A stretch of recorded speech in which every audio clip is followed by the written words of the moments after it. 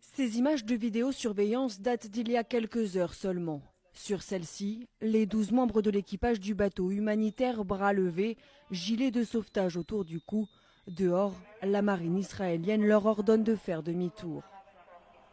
Dans une vidéo publiée par Tsahal où l'on aperçoit Rima Hassan au premier plan, le bateau et ses occupants sont contrôlés par l'armée israélienne. Quelques minutes auparavant, des messages de chaque militant à bord du voilier avaient été partagés sur les réseaux sociaux. Si vous voyez cette vidéo, c'est que nous avons été interceptés soit par l'État d'Israël, soit par des forces complices à l'État d'Israël. On compte sur votre mobilisation pour faire pression sur le gouvernement français pour notre libération. Hier soir, le gouvernement israélien avait ordonné à Tsahal d'arrêter le navire pour l'empêcher d'atteindre Gaza. Parti le 1er juin de Sicile, le voilier de la coalition de la flottille pour la liberté s'était fixé comme objectif d'apporter de l'aide humanitaire et briser le blocus israélien dans l'enclave palestinienne menacée de famine selon l'ONU. Dans un communiqué, Jean-Luc Mélenchon dénonce une arrestation illégale et lance des appels à des mobilisations partout en France.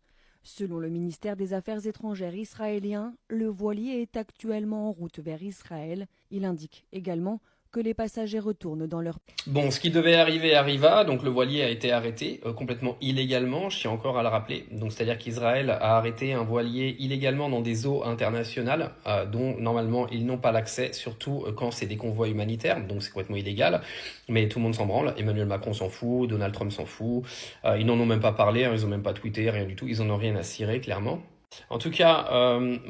J'espère qu'il leur arrivera rien et qu'ils vont être réapatriés dans leur pays tranquillement, mais ça montre un exemple. Donc gros bravo à Greta Thunberg et Rima Hassan parce qu'il faut toujours un début à tout.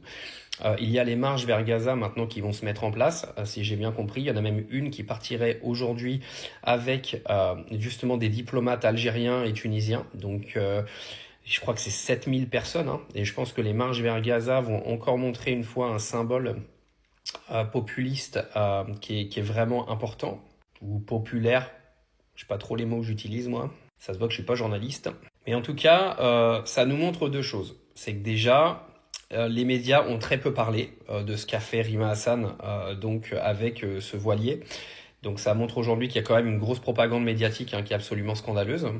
Que deuxièmement, ça commence à prendre de l'ampleur sur les réseaux et que je pense que les réseaux sociaux aujourd'hui peuvent avoir un impact énorme sur la suite de ce conflit.